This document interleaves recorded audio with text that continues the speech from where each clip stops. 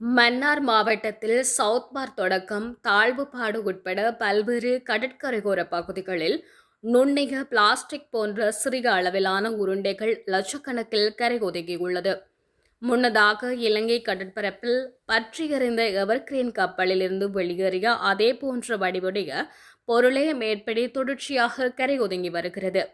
இவ்வாறான பின்னணியில் இன்றைய தினம் வெள்ளிக்கிழமை கரையோர காவல் திணைக்களம் கடற்படை இராணுவம் இணைந்து முதற்கட்டமாக கடற்கரை ஓரங்களில் ஒதுங்கியுள்ள குறித்த பிளாஸ்டிக் மாதிரி பொருட்களை அகற்றியுள்ளனர்.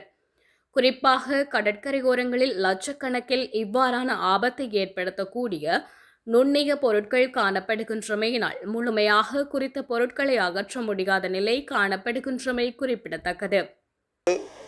விபத்துக்குள்ளானது. அதில் உள்ள பிளாஸ்டிக் பிளாஸ்டிக் பொருட்கள் மற்றும் கொள்கலன்கள் இந்திய சமுத்திரத்தில் தற்பொழுது வீசுகின்ற தென்மேல் பருவப்பேச்சு காற்றின் தாக்கம் காரணமாக 12 இந்த மாதம் 12ஆம் தேதி தொடக்கம் மன்னாரிலே சவுத் பார், கீரி, தாழ்வுப்பாடு, நடுக்குடா, பழைய பாலம், ராமர் மணல்திட்டு, வங்காள போன்ற பகுதிகளிலே ஒதுங்கி வருவதை அவதானிக்கக்கூடியதாக இருக்கிறது.